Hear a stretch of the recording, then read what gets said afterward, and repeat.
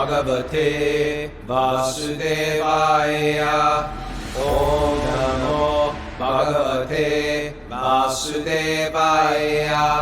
Om Namo Bhagavate Vasudevaya.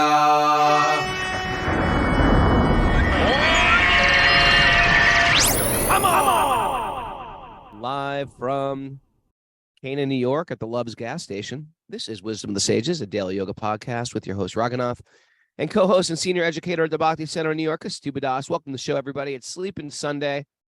I actually had a very solid night's sleep. I felt fully rested for a long time. I haven't felt rested. I felt like, oh my God, I'm rested when I woke up. Feeling good today. Woke up, we did our puja. I had a very civilized. Mara and me invited Kaylee and Sachi over for dinner yesterday, our old friends, and it was a very civilized, kidless day. Parents, do you ever have these times where your kids just are out of town and you invite another couple over and it's sort of just like, it's civil. Mara cooked a wonderful meal, and then we sat in front of the deities and we chanted verses, and then we read a little bit from Krishna's Leela, and then we sang, and that was the evening, and it was perfect. Good for you, Raghunath. It was nice. I need some civilized, stable things like that in my life. How are you? And it's sunny today, and it's going to be nice out today, and it was crazy blizzardy yesterday. It was a blizzard? It was a crazy blizzard up here. Wow. Nothing stuck, but it was very peculiar. It was a blizzard and nothing stuck. It was a blizzard, but nothing stuck. Don't blizzards doesn't the snow always stick when there's a blizzard? I don't know. It was just blizzing around all day long, and it was cold.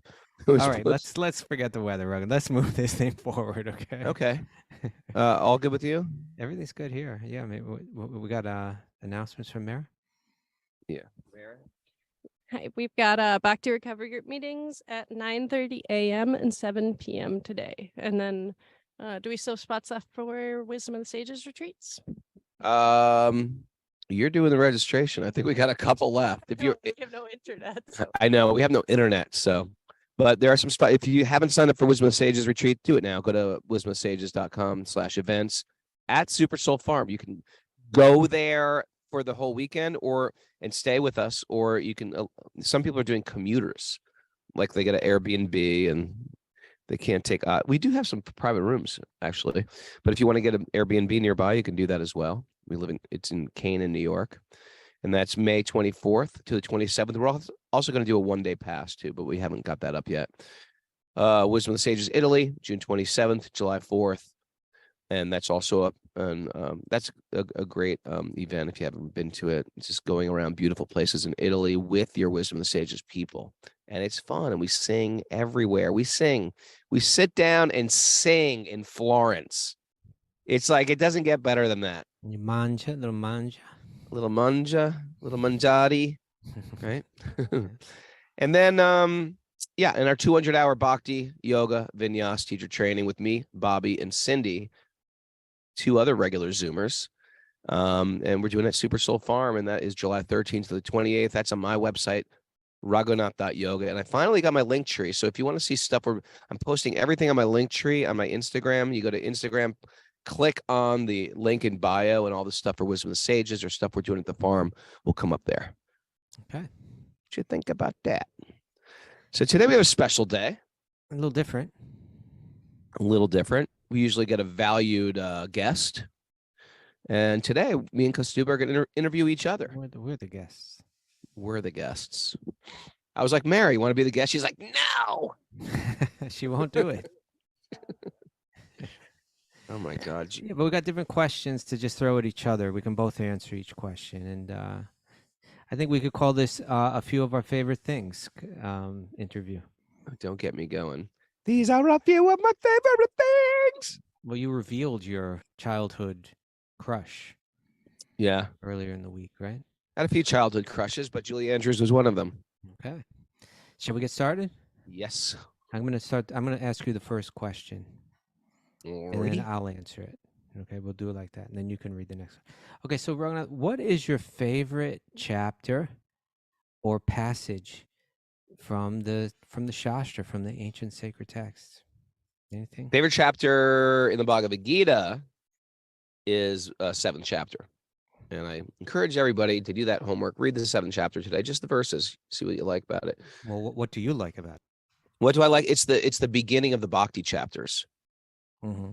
And I love all the way it describes how for a person who doesn't even understand God, how you could see God in the material elements. I'm the taste of water. I'm the syllable Om in Vedic mantras. I'm the strength of the strong.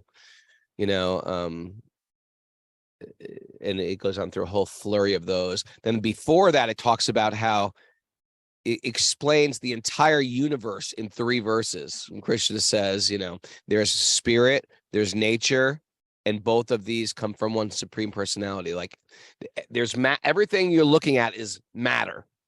And then Krishna impregnates matter to make it appear to be alive. And that's the jiva. So there's matter, there's the impregnation, the spirit soul. And both of those things, that's everything. That's everything you can perceive. And both of those things are coming from ultimately another divine being, or the original divine being. And the way he says it in the first chapter, or in the 7th chapter, is, I'm about to explain everything to you, phenomenal and numinous, meaning of the material world and of the spiritual world. I'm about to explain it all to you. And you're like, oh, really? You're going to explain it all? Really? Because this book isn't that big. You're going to explain how to take apart a pickup truck and put it back together. You're going to explain how text messages work. You're going to explain the origins of history. You're going to explain the mysteries of yes, I'm going to explain it all in 3 verses. I'm not going to even use the entire verse. This is everything. Chapter. Right. So that's sort of cool. Everything is there. There's matter and there's spirit, and both of these come from one supreme being. That's breakdown. And once you know that, it gives you direction in life. Why? Because you realize everybody in the spirit, everything that's animated is a spiritual being. And then, of course, with that means we have to give dignity, respect to all spiritual beings. This is like the ABCs of life. This is the stuff you got to teach children in school. Do we have to figure out everything, Kastuba? Do we have to start our own schools, you and me, the headmaster? I don't know if I'm ready for that. I know it's a tall order. It's a tall order. But the fact is, these are the ABCs of life to teach you want to teach your children well. This is it. Respect all living beings. That you mentioned that this is the 7th chapter is the first chapter that is we call them the Bhakti chapters, right? Because commentators on Bhagavad Gita have kind of broke it down, saying the first 6 chapters there's a theme of karma there, of karma yoga. Yeah. And in the last 6 chapters of the Bhagavad Gita, there's a theme of jnana. But in the middle 6 chapters, the theme is bhakti. And it's kind of like in a sense, there's a tension that's building in those early chapters. It's like Arjuna is resisting Krishna's message, right? He's got an idea of how he wants to practice. Krishna's trying to he's trying to say, no, your idea of wandering off, and you said it, I'd rather live as a beggar than to do my duty here as a warrior. He's got this conception of what it means to be a yogi. It's like removed from the world. Krishna's trying to say, no, there's another way to practice yoga where you embrace your social roles, and Arjuna's not quite getting it. And in the 6th chapter, Krishna says, well, this is the path that you're talking about. This is what it looks like. And he describes this path of, you could say, an Ashtanga yogi, someone wandering off into the forest and practicing solitude and meditation and austerity and so on. And Arjuna hears this, and then he finally says, oh, I can't do that, right? It's like, I don't think my mind is disciplined enough to do that. So hard to control the mind. That's the point where he finally kind of gives up on his own idea. And he goes through a little, I don't know, despondency, but it seems like I can't be a yogi, Right. And then Krishna says, no, you can. You just need the right path of yoga, the one that'll work for you. And then he ends the 6th chapter, and he ends the first 6, the section of 6 chapters with a very famous verse: of all the yogis, Right. Yoginam api sarvesham. Out of all the yogis, the one who has great faith and who always abides in me and thinks of me within themselves. He's saying they go within, but they find me within. They think of me within, right? And they render transcendental loving service to me. That person is the most intimately united with me in yoga and is the highest of all the yogis. That is my opinion. So that's like the That's the end of lead up. Arjuna's resistance and the opening of the new door to his new vision of yoga. And then 7th chapter comes and boom, all that stuff you were Right. talking about, right? Then it starts talking about those who actually find it very easy to surrender to Krishna. The 4 types of people who are the pious people that move towards light, towards truth, towards love. And those, due to a contaminated mind, move away from. Like we go through trials in life. We go through reversals in life. We step into sinkholes or trip lines, so to speak. And how do we react? Mouse traps on my Birkenstocks, glue traps. Yeah. So it's like, well, how do we react in situations like that? That's what's going to sort of create our future. And what it does is it gives a map like, oh, wait a second, I'm acting like that. So you start to realize that, like, I'm acting like that now. This is what's going on in my mind, and I'm acting in a bad way. And then Krishna shines light on what appropriate behavior is and what inappropriate behavior is. And that helped give me some direction in my life. And then what else is that part? And how else that 7th chapter wind up? 7th chapter is like it's describing the different people. That's what I just said right then. That's the where 4 it winds types. up. Yeah, then he winds it up saying, those in full consciousness of me, who know me as the Supreme Lord, to be the governing principle of the material manifestation of the demigods and of all methods of sacrifice, can understand and know me, the Supreme Personality of God, even at the time of death. Right. And then the 8th chapter talks a lot about death. Yeah. Anyway, 7th chapter, give it a read. Good stuff. But my favorite verse, and the verse is sort of like, it's my wake up in the morning, feel good about life verse. Tavakatamritam tapta jivanam kavibir iditam kalmasapaham shravanam mangala srimaratatam bhuvikirnatiye burida janaha. This one really speaks to me. This is from the 10th canto, and it's from the 31th chapter, text 9. And the 10th canto is all Krishna's Leela, but it's really got some deep philosophical insight in it as well. Now, the nectar of your words and the descriptions of your activities are the life and soul of those suffering in this material world. This is spoken by the gopis, right? To Krishna. This is a song of the gopis. The Gopi Gita. So, who's suffering in this world? There's a question I'm going to throw out there. Everybody's suffering in this world, right? No one gets a pass from suffering in this world. That's just what happens. This is the land of crying. This is the land of grief, right? Why? Because everything's designed to crumble. Everything's designed. It's like I'm trying to embrace things made of sand. Like, look at my new sandcastle. Boom, touch it. The thing crumbles. Oh, man, there was a guy. Did we talk about this yesterday? There was a guy making this incredibly beautiful. Me and Mara went to a horticulture show yesterday.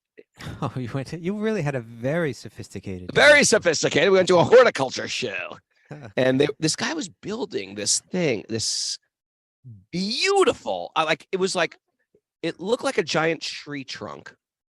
And in the tree trunk, at the bottom were holes, like where gnomes lived. And there was a gnome living. And I was like, oh, look, he looks like they're in that tree trunk. He put a gnome made of sand. And then as you look close, like the entire thing is made of sand, like the entire thing, the tree trunk, the gnome, the door is all made of sand. It was like, you can't even imagine how talented this guy must be to make a gnome and a tree trunk and a little gnome friend and a little gnome cart, all made out of sand. I was like, and the sadness of this thing is they're like these Nepalese monks who make those tankas, or they make those sand drawings, and then they destroy them after they're done. Mm-hmm. to show the temporality of existence. But that's everything. Everything sort of crumbles in this world. And sometimes it's a sand painting or a gnome tree trunk. Sometimes it's your marriage. Sometimes it's your house. Some people lose their houses. Sometimes it's their health. Sometimes it's, the limbs of their body. People lose their hands, their limbs, their arms, their hair, right? People lose their fortunes. And it is why? Because we are eternal beings. So we expect things. Come on, have some structural integrity. There is no structural integrity in the material world. Everything is crumbling around us. Where do you find structural integrity? In the subtle, in the spiritual world. That seems crazy because I can't touch spirit. It seems like I can't touch God. He seems like he's right out of reach. But when we learn to take shelter in the subtle, and then we start to see what appears to be the solid. My truck appears to be solid. My computer appears to be solid. The relationship, my body, my skin appears to be solid. I mean, I was hanging out with, I'm with Mara and Sachi and Kaylee yesterday. And you can understand, I've known Kaylee since she was 15 years old. You know what I mean? I know Sachi since she was, 18 years old. These are people. And now I'm like looking at our faces and we have become our parents' age. Like my parents were my age when I knew them. So it's like when you have friends for a long time, or you look at pictures on your wall, you realize, oh, I get it. Our bodies are melting. Like my life is melting. Everything's just melting around us. And it's not to get us depressed. It's to sort of hurt us towards spirit. And that's what we're doing. That's what we do with the podcast on a regular basis. We're hurting our own consciousness and everybody that listens consciousness towards spirit, to take shelter when there is that glue trap of material existence. How did we get talking about this, Prabhu? Well, you were reading the verse. Yes, the verse. Tub of the tum. Oh, yeah, because it said that this is the material world. For the soul that are suffering in this material world, the nectar of your words and the description of your activities. These narrations, continuing on, these narrations transmitted by learned sages, right? That's what we're doing today. We're hearing these. These narrations, transmitted by learned sages, eradicate one's sinful reactions. We all got a big bucket of sinful reactions, a big bucket of seed. You got some bad karma. It eradicates those sinful reactions and bestows good fortune upon whomever hears them. You want to have a good night with friends? Sing with them and read from sacred literature, wisdom literature with them. No matter what happens in the evening, you walk away from that going, that was good. That was nice. Right? Yeah. These narrations are broadcast all over the world and are filled with spiritual power. True. Certainly, those who spread the message of Godhead are the most munificent. So when I hear that line, I was like, man, I want to do that with my life. I want to spread the message of God. I want this to be the number one priority of my life, not just sitting with 4 people or 10 people or 6 people or 5 people or 200 people and do it. I do want to do that, but I want to spread that message of Godhead as the ultimate welfare worth for humanity. Why? Because it gives direction. It gives direction and it gives hope in a world that, if you actually think about it, is hopeless. It's the only light at the tunnel. What do you think about that? I think that's wonderful, Raghunath. Would you like to ask me what my favorite? Yes. Okay. Yes. What's the verse? What's the chapter? What's the thing that lights your fire?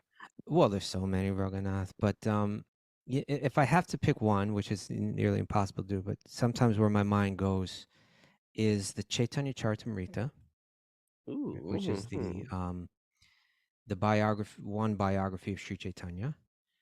But more than a biography, it's a book where the author, the brilliant author, Krishnadas Kaviraj Goswami, he kind of drew from the essential writings of all the 6 Goswamis. And he compiled them all, kind of like put them in one book in a beautiful way. So it's stories, but it's very deeply philosophical too. Can I guess the verse? Well, it's not one verse. No, it's not. Okay. So I was wrong. You should have let me guess and said wrong. Well, it had maybe the verse you're thinking of is within the chapter. What Kiba chapter? Vipra, Kiba Nyasi. No, Okay. Okay. not that one. You tell me. But well, it's so it's the first chapter of the Antya Lila. So it's divided into 3 sections, and the first chapter of the last section, and the chapter is about Rupa Goswami, we've been speaking about a little bit lately, right? Yeah. And how he returned. He was living in Vrindavan, and how he comes to Jagannath Puri. He's a young man, relatively young at the time. He's kind of like when he arrives there in Jagannath Puri, we think of him as the most important acharya, great teacher, and as a matter of fact, in our lineage, we call ourselves Rupa Anugas, the followers of Rupa, because what he shared was so important. But at this time, he's unknown to most of these really important Vaishnavas down in Jagannath Puri, where Sri Chaitanya is living. And he's walking from Vrindavan to Puri, long walk. And it's a long walk. But like meanwhile, walking to New Jersey or walking, right? Well, it depends where from, but yeah. Yeah, you're right. If you were in walking to New Jersey, maybe from the George Washington Bridge isn't so big. Yeah, but maybe it's like from Atlanta to New Jersey or something like that. It's a long way, or maybe longer. So he's and on the way he's writing a drama about Krishna's pastimes, and anyway, there's he has a dream where the goddess, Satyabhama appears to him and gives him instructions about how to divide his drama, his poetic drama. And eventually he arrives in Jagannath Puri, and he stays. Where he stays is in the hut, like with Haridas Thakur, the incredibly important but very humble Vaishnava, Acharya of the chanting of the holy names. And he's writing his poetry there, and he writes a verse on a palm leaf, which is describing the inner devotional mood of Sri Chaitanya, a very esoteric devotional idea. And he sticks it in the front of the hut, because the huts are made of woven bamboo or woven palm leaves as well. So he just kind of stuck it in there, and he went to go take his to bathe in the ocean. And Sri Chaitanya came by that time, and he found that verse, and he read it, and he was stunned how Rupa Goswami had understood his own mind, right? And so then he sees Rupa Goswami, and he says, "Tell me about this drama that you're writing. I want to hear the verses. I want to, And Rupa Goswami is resisting telling him, what I've written. It's not at all important, But he keeps insisting, and Haridas Thakur is insisting, no, tell him that verse that you told me the other day, And that's a famous verse, Tunde Tundavaniratim Vatanute Tundavali Labdhaye. This is his inner experience. I do not, and this is a description of samadhi through bhakti, I do not know how much nectar the 2 syllables Krishna have produced. When I chant the holy name of Krishna, when it appears to dance within my mouth. I then desire to have many, many mouths. I can't taste it enough. When the name enters the holes of my ears, I desire many millions of ears. And when the holy name dances in the courtyard of the heart, it conquers the activities of the mind, and therefore all the senses become inert. I do not know how much nectar these 2 syllables Krishna have produced. And when Sri Chaitanya hears that, he's just overwhelmed with. Next day, he brings these great Vaishnavas, Sarvabhauma Bhattacharya, Svarup Damodar Goswami. They're all questioning him about his drama, and you see a lot of the beauty of the etiquette between the Vaishnavas, and Rupa begins to share the different verses. So the chapter just plays out where they're asking him technical questions about different verses that serve different purposes in the drama. And he begins to chant these most beautiful verses, that have ever been composed. He starts to reveal them through that. It's a beautiful chapter for so many reasons. Anyway, that's one I always think of. That's a goodie. All right. Are you ready for the second question? Yeah. What's next? Who's your favorite kirtan leader?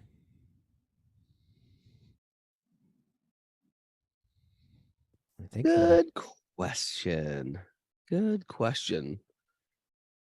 I like I like real classical kirtan, but I mean, I like all the new up and coming I was gonna say this. Is kids. it I the, like all the new up and coming kids out there that Okay. are doing kirtan. Kids that grew up devotees and they've just been chanting their entire life from childhood.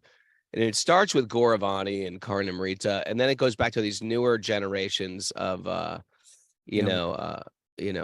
Puran or Amala Harinam and Kirtan Premi.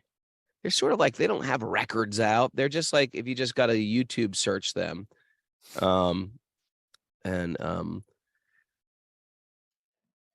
Oh, his name is Sachi Sutta. He grew up in, I think his mom was from the New York Temple, Sachi Sutta in Vrindavan. Mhm. These guys are great. I could Yeah. listen to them all day. Or yeah. But I love the Madhava's rock band. And I if was you gonna haven't say- heard I them, was gonna say if you it's haven't really- heard them, Google search them. Okay. As far as like I also yeah. And I will say that I've been playing Amar not Amar. What is it? Amala Harinam? No. The ones I always sing. Yeah. No. The Jugjit and Chitra Singh. Oh. Jugjit and Chitra Singh. I play that record forever, practically. If they got a royalty every time I played their record, they'd be very, very wealthy people right now because I play it constantly. All these things, just YouTube search them. Jugjit and Chitra Singh. They've done so many beautiful records too. But yeah, Madhava's rock band is so good because they take these Bridge Bossy songs and make them very tastefully done and approachable. So I think Yes. everybody who listens to this show knows that I'm very, very that I like them a lot. How about you? I was waiting to see if you had caught on to the about format you? of this How show about you? yet. Yeah, how about you? How about Okay. you? If I have to say what kirtan leader has taken me to the highest heights, You're gonna go old school? well, I don't know if you want to call it old school or not, but I would say Andhra Prabhu, That's old school. Yeah, I mean, you could say that. Yeah, I mean, Iyendra's. He sort of like goes without saying for me too. Like Iyendra's is like we grew up on that. That was the fabric of our what Krishna Vrindavan. consciousness is. And Yeah. I don't think I've ever. I don't know. I just think he on a nightly basis he could take that kirtan to places that are just like rare to go to, where everybody kind of loses themselves in the kirtan very deeply and feels special devotional ecstasies. Like he could do that every night. It just. I think you're muted, Raghunath. Sorry. Every day, every night. Yeah. Iyendra was a staple. Yeah. And but if I were to pick another one, Ananta Govindaji, he's a favorite of mine. He can all different moods, incredibly talented, incredibly skilled. But I like it when a very talented kirtan musician doesn't. It's not with him. It's not about his talent. He's got skills. He's one of the best mridanga players in the world. He can sing incredibly, but whatever he does, whether he's as happy or maybe more happy to accompany others than to lead himself. Sure. When he's accompanying them, he plays in such a way where he doesn't take the spotlight, where he plays only to enhance, not to overshadow, And when he leads himself, he can lead very simple. He's got skills to do all kind of things, but I always feel with him, he's doing it in such a way where he's just moving everyone together in one direction. He uses his skills that way, which is it's a challenge for a kirtan leader. If you have ego and so on, you kind of want to steal the spotlight and be the coolest and all that. He's not there. You know, he's got all that, but he really, I always feel in his kirtans, he really consciously moves everyone together. You know, he brings everyone together, moves them forward without. He does it in beautiful ways. He's one. If you go to that Thursday night kirtan at the Bhakti Center, Yeah, that he's a regular. family will blow you away. You'll be like, wow, how can I follow these people around? You know what you mean? Like when you Yeah. meet people like that of the caliber of kirtan and it's not just a performance. It is like their heart is getting poured out. It's beautiful.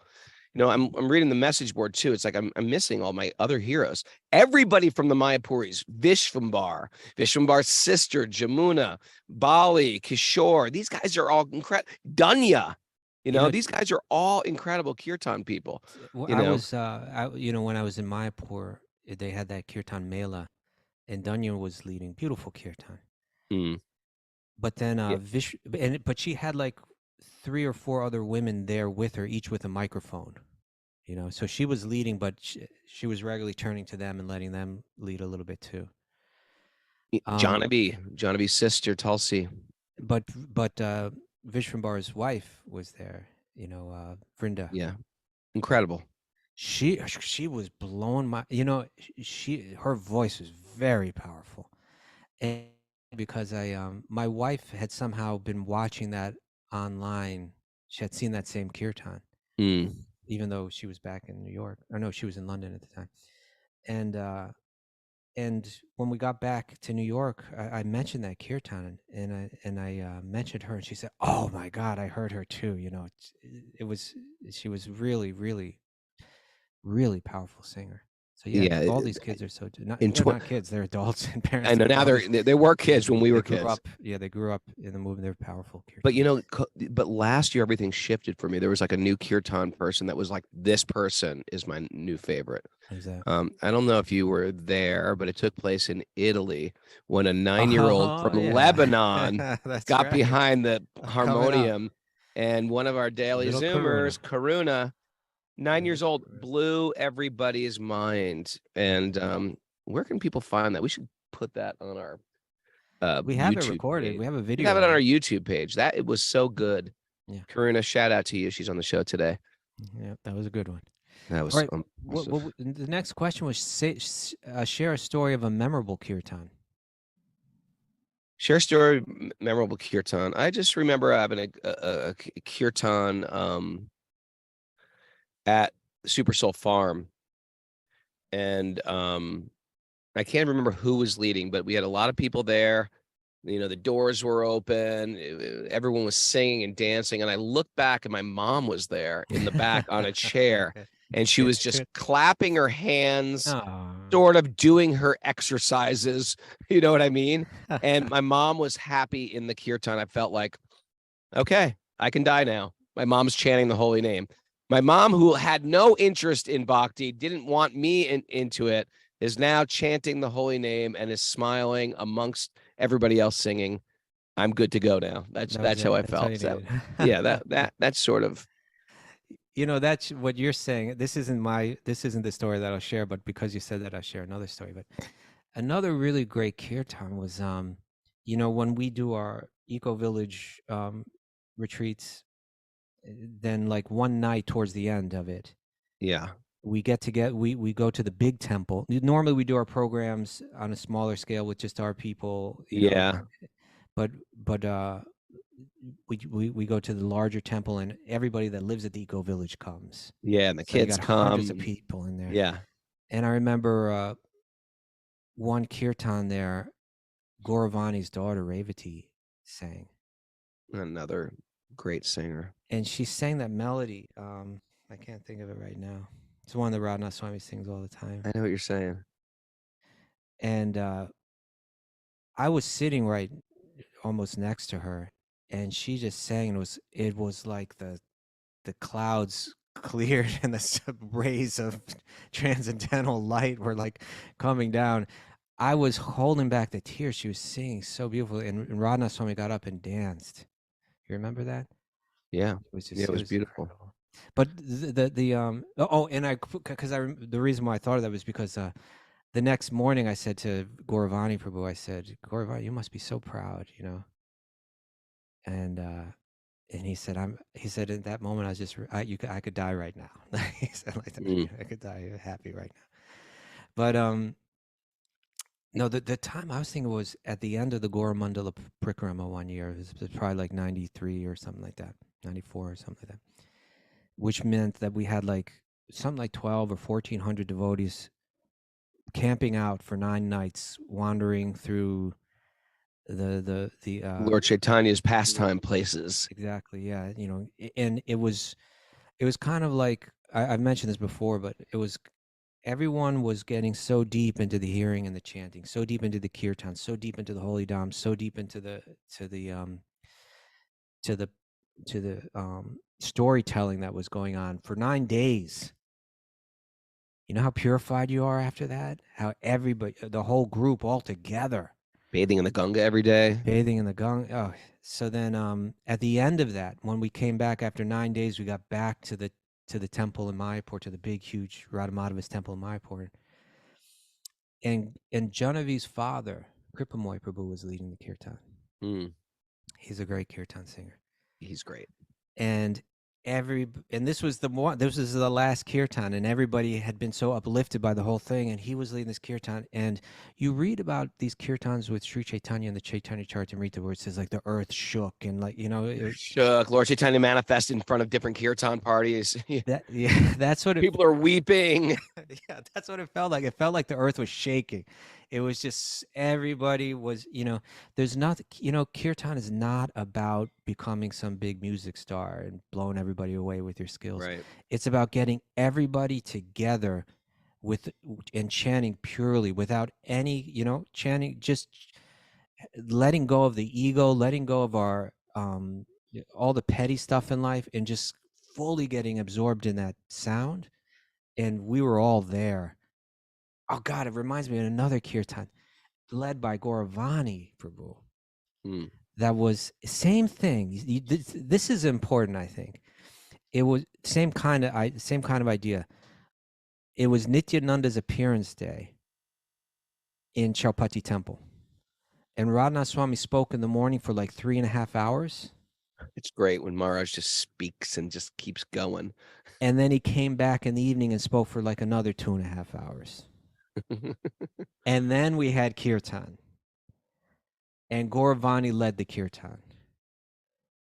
And Radhanath Swami they cleared like a whole path in the temple because it's so packed out, you know, and they cleared a path, and Radhanath Swami was like dancing down the aisle, and then everybody was dancing, and everybody knew this is not normal. We're on another level right now.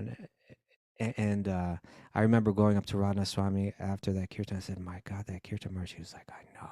You know, it's just like sometimes you get, and so that's another example of where, because we were all purified by hearing so much during the day, that when it came time for the kirtan, boom, it was like, it's like lighting a match to like dry grass. You know, it's all, you know, It's like that's the power of like going to a Rath Yatra festival where you're just like singing all day long, and your consciousness has just been absorbed, and you're having darshan of Lord Jagannath, and you're with the devotees, and you're singing and you're singing and you're singing and you're dancing, and then all of a sudden you're like, it's like 7 hours later, and you don't even feel like you're in this world anymore. yeah. You Yeah. feel like you're floating above the world, and you can't understand why you are so happy. And it's like you're hot, you're dehydrated, you're hungry, but you're just like more happy than you've ever been. That's the beauty of it. Another thing I like about kirtan is when the unsuspected conservative gets dragged into a kirtan and then they lose their mind. Circa 1991, Henry, who's on our show right now, I think, we were having this kirtan. All the brahmacharis, when we were brahmacharis, we used to have these kirtans down South Street in Philly. And, some of these guys here listen to the show right now, like Dan Murphy. And we used to go to these kirtans, and the Shelter Band used to have a kirtan down the street. And South Street's like the cool punk street. And then we used to chant up and down the street with all the punk rockers and all the everybody flying their freak flag on South Street, because that was our stomping ground too. And then we do the then we do a program at Govinda's restaurant on the top floor. So first we march up and down the street just singing, and Henry would come. But, Henry would come Henry was about 10 years older than me. He was very straight, but he liked the kirtan. He sort of hung low in the back. And I just remember grabbing him and just like throwing him into the kirtan. And there's something about just dancing in a kirtan that it just cracks your mind open. And you're no longer in your mind, and you're on some other platform above your mind where you're just like singing and out of this body. You know what's important, Raghunath, I think? What? Is that this is my own experience. But I think it's also based on when I've read what Prabhupada has said about kirtan. Like we have this tendency to like get in a big circle and just start jumping up and down. We think like this, that ecstasy where you totally lose your mind. Yeah.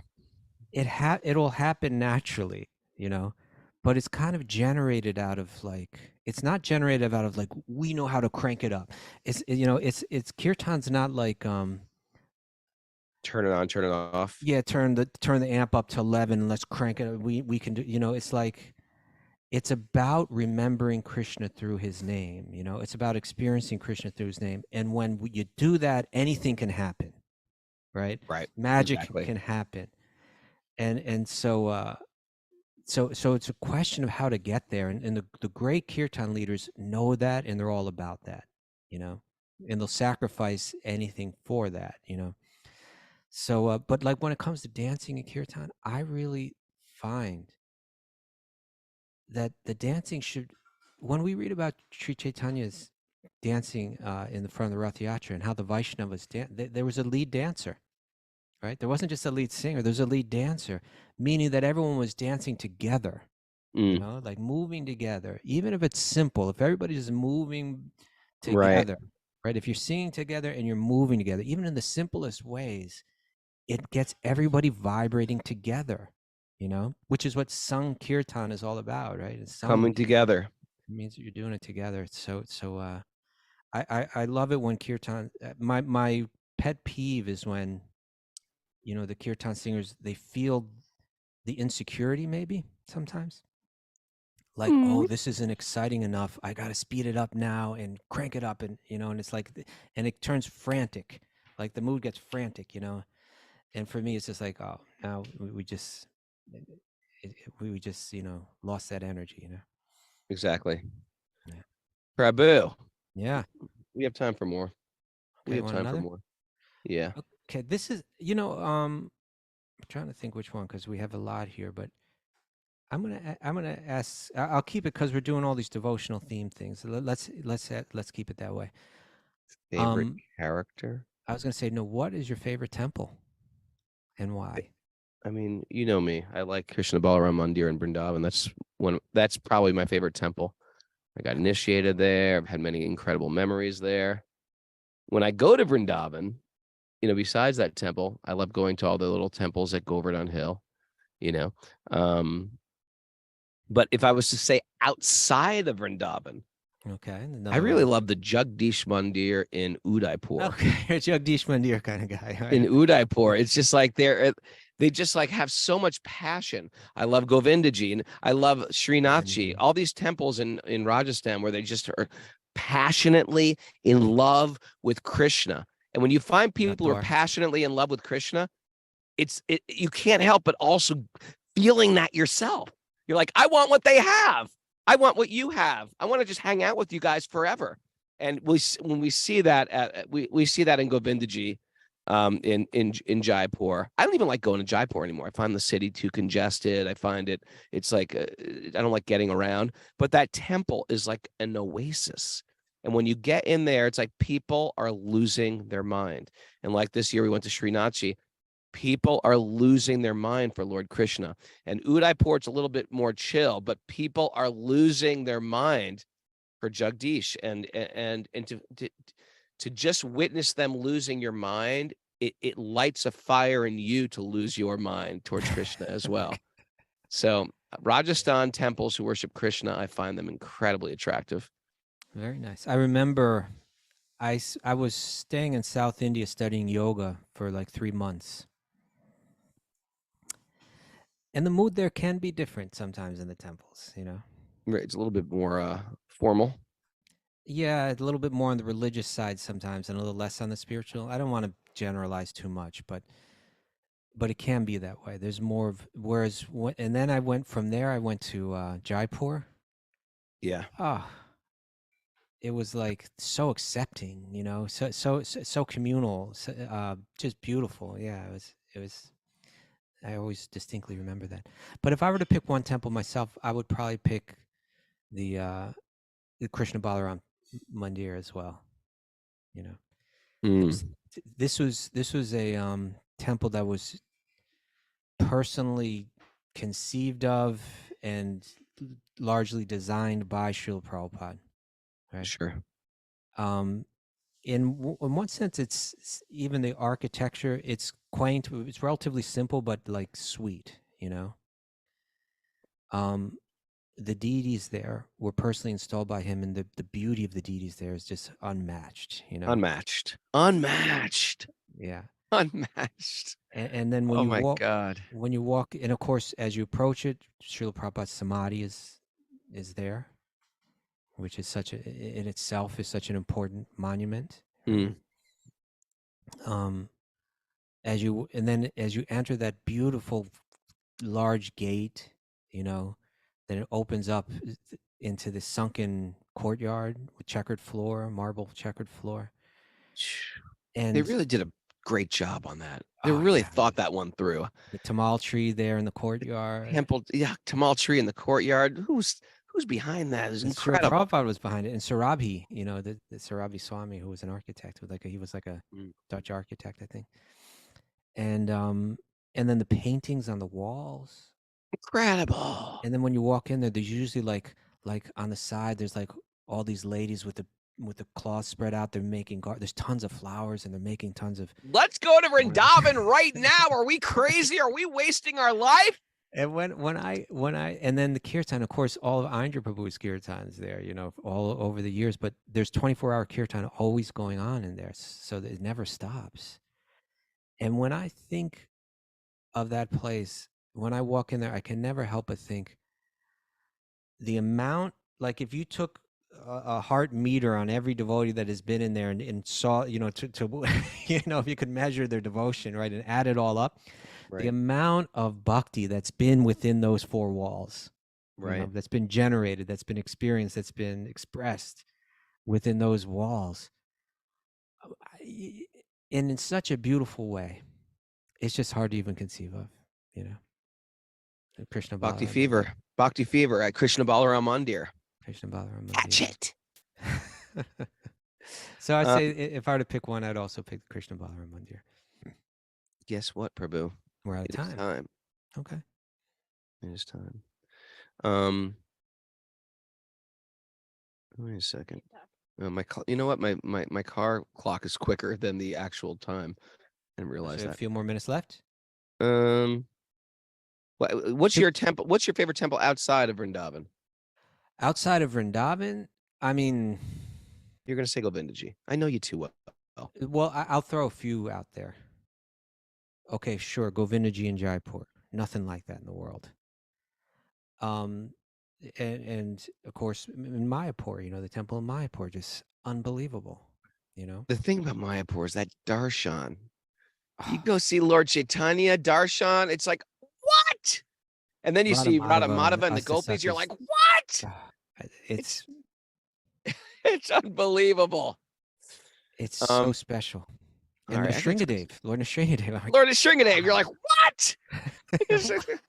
so there's Mayapur temple.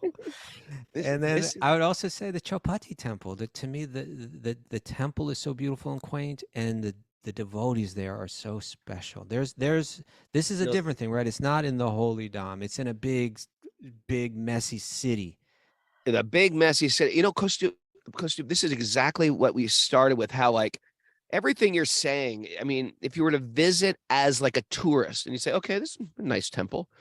This are big, giant statues. Okay, this is interesting cultural singing. Right. This is what I'm talking about. The material world is temporary. It fades. If you're looking at it with the lens of material eyes, like, okay, nice architecture. I've seen nicer buildings, and you're right. not going to get it. What our passion is right now, and how we're talking about it in such an excited ways, is nothing really that aesthetic. It's a feeling. It's something that has touched us in a deep way that you can't quantify. You can't put in a box. So when we're saying take shelter of the subtle, this is the subtle we're talking about. This is the stuff that's actually meaningful and gives us strength and power and hope. And when we invest our strength, power, and hope in the material, we're always left crying. That's right. All right, Kastuba and Raghu interview today on interview day. I hope that was okay for everybody. A few of our favorite things. These are a few of our favorite things. Thank you for joining us, everybody. As we end with our favorite Kirtan band, the Mayapuris.